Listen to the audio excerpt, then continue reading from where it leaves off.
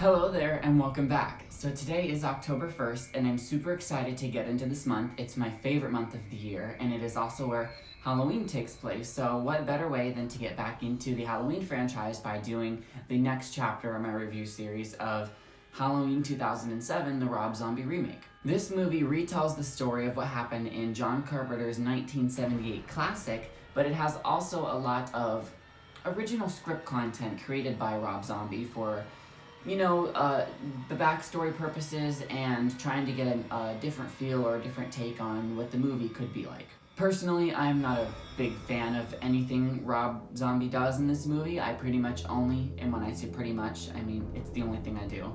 I only watch the parts of this movie that are like the exact remake of the original. And with all of that being said, let's get into Halloween 2007, a Rob Zombie film.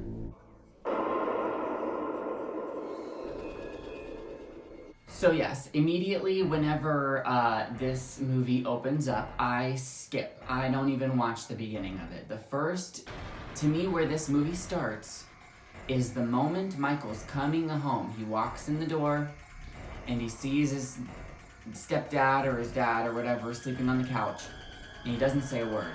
He just comes in and goes to the kitchen and starts eating his candy.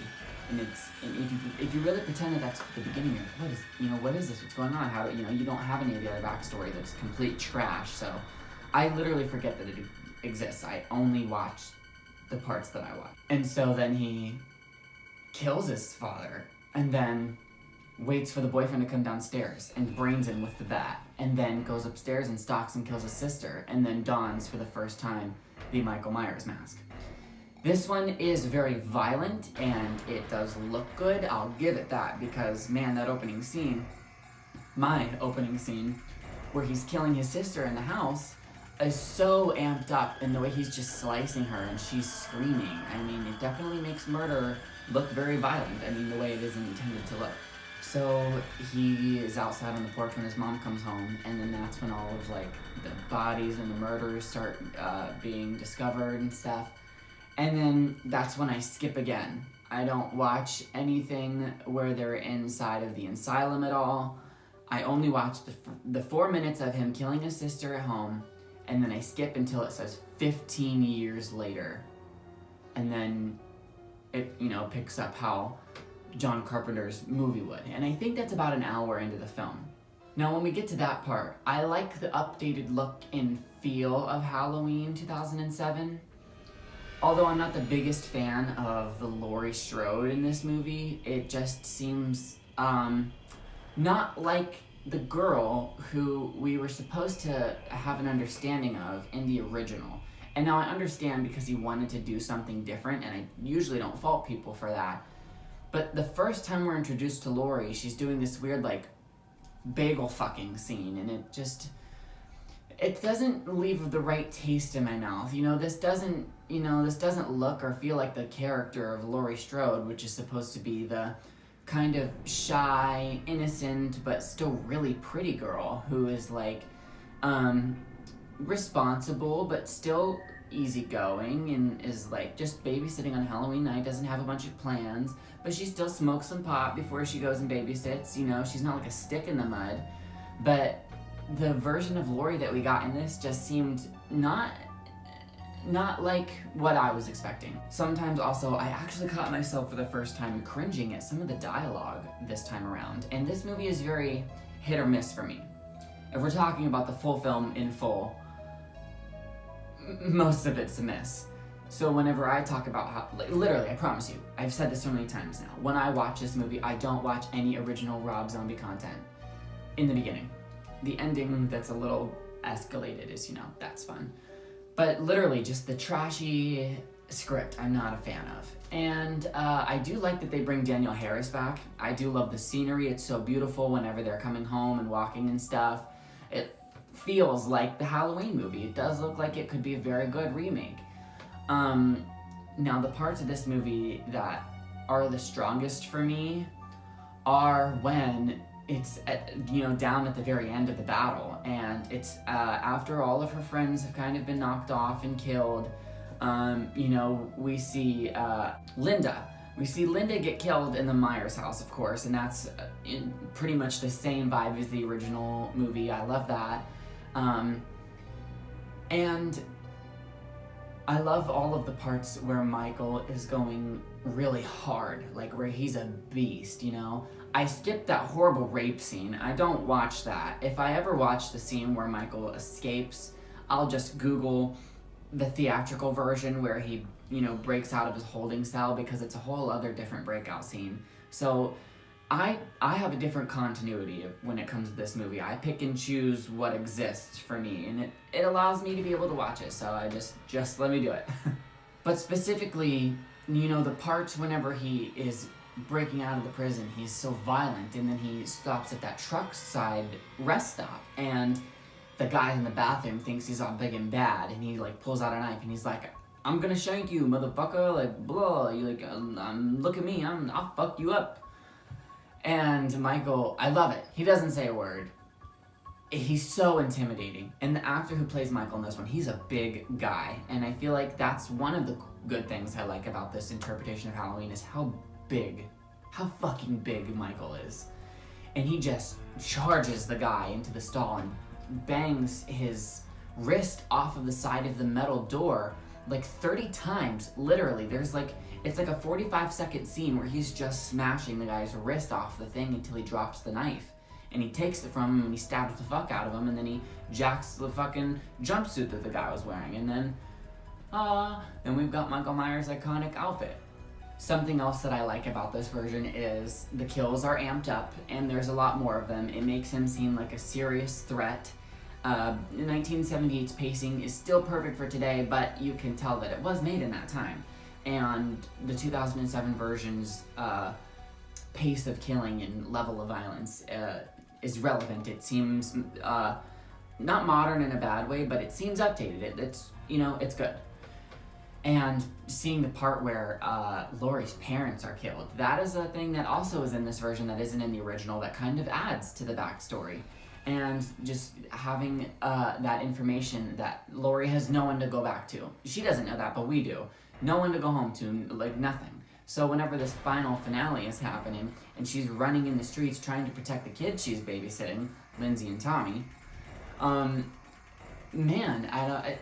it's such a thrilling sequence, and it's such a perfect thing to be able to think about, like someone going through. Like, honestly, really, very much would be terrifying, thinking that you're just going to be this boring teenager, like, babysitting, and then someone literally comes and attacks you whilst you're talking about the boogeyman all night, you know? Like, it's just funny, the themes that are prominent throughout the film. When we're discovering Annie, who's been stabbed on the floor, and Laurie's calling the police, oh my goodness, it's so heartbreaking. And seeing Danielle Harris on the floor like that, I thought she was gonna die the first time, because, you know, like, Annie dies in the original. But luckily they bring her and Danielle Harris back for the sequel. But yeah, that's when Laurie first gets, like, really bad attacked by Michael, and he, like, grabs her and she busts out the window and then runs down the street, just like in the iconic movie. That's the part I love about this. I love the finale. It's such a good updated version of the original ending, especially whenever, you know, we're getting to the part where she's running from him and they're in the house and she's in the basement trying to get out, and the suspense is makes your heart race, and she's trying to get through that fence and he's trying to tell her that they're brother and sister, and she ends up escaping and running out and falling into the pool. And that's one of the concepts that I really love about this movie too, is I've never really seen that. And it's terrifying. If you fell into, like, an empty pool and there was, you know, it's like 10 or 15 feet deep, there's, like, no way to, like, jump up and grab the sides and, like, crawl out. Seeing a killer or someone trying to attack you, Michael Myers, walking so eerily, taking his time, and just taking one step into the empty pool and just coming after you. There's nothing you can do. You can't run around him, you know? It's terrifying, and she's screaming for help. And then Loomis shows up, finally, because he's been in hot pursuit of him this whole movie. I don't mind this guy's Loomis. I think it's a very dark Loomis. This whole movie's just a darker tone than the original. But I will say, even though I like this movie for what it is when I like it, nothing will beat Donald Pleasance and Jamie Lee Curtis. We all know this. We all know it. But yeah, Loomis shows up and shoots him and saves the day with a gun. And I thought that that's how the ending was going to be. And I love that that's the closing, and they get the classic line of, was that the boogeyman? And he says, I do, in fact, believe that it was. Same lines from the original, and that's where the first one ended, obviously, as the cliffhanger. But where this one differs is he busts through the cop car and rips her out, and I love it. And he jacks her up just steals her up into the house, and Loomis is coming after him, and he grabs him and crushes his eyeballs. I was so sure that he was dead. I'm sure they were planning for him to be dead. I don't know if they had a sequel in mind. And just having her, this is what my pretty much favorite part of the movie is this whole extra elaborate house chase that is something that they did so much more intense than the 1978 version was capable of, being an indie slasher flick that was like the start of the slasher genre. You know, there's limits. There's only so much you can do. But I do love how they have her crawling inside of the walls and in and out and then up into the ceiling, and he's coming after her, and he's like stabbing the ceiling trying to get her to come down, and she falls through.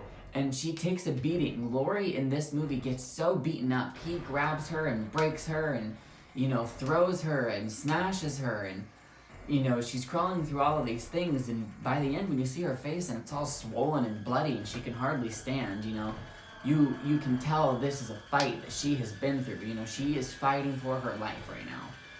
And I love how he just charges at her and they go off the balcony. Another great scene is whenever she's trying to pull the trigger and it just won't go. And he grabs her by the wrist and she screams and the last bullet goes off and the blood goes flying. I immediately get goosebumps. It's so traumatic. It's so scary. I love putting myself in places of characters. You know, what would that be like? How would you get over that? How scary would that be? It would affect you. It's literally so traumatizing. And I love characters who have been traumatized because they're not just happy-go-lucky, free whatevers, you know, like they're people who have been through and overcome things. And I like that because I can relate to them. And it just gives me goosebumps and leaves me with chills. It's like a perfect eerie ending, is just seeing that blood splatter all over her and her just screaming at the top of her lungs, like a blood-curdling, shrill, like shrieking scream. It was perfect. So yeah, those are the parts of the film that I love, and that was my review of how that movie exists and stuff. Like I said, I have my own little viewing timeline for it. If I had to give it a rate overall, you know, obviously it's not my favorite Halloween movie, and it's not in my top 5, and it's probably not close to the top of the list. There's still some fun to be able to have with it, and there's still some enjoyment to be able to get out of it. I like the amped up factor and the blood and the gore and the violence and the grotesqueness. What I don't love is the trashiness, the cringiness, the unnecessary backstory and length of the movie. I mean, my God, there's a whole hour and something minutes before we even get to Laurie. Like, I don't know, I'm sure I feel how a lot of people feel about this movie, and that it's mostly just there. I'll take it or leave it. But yeah, that was my review of Halloween 2007. It was so much fun to watch. I can't wait to do the sequel to this soon, and then 2018. Today's October 1st, and 16 days from now, I could have been seeing Halloween Kills in the theaters, but because of coronavirus, it's getting pushed back until next year, and obviously we'll have to wait for that. There's nothing we can do, and just be thankful that we even get to have it. And in all honesty, all we gotta do is wake up and go to bed every single day until one day it's here. That doesn't seem too hard. Anyway, yeah, so it's perfect fall season. Got my pumpkins and my candles. I just actually went to the Halloween filming locations the other day. Check that out.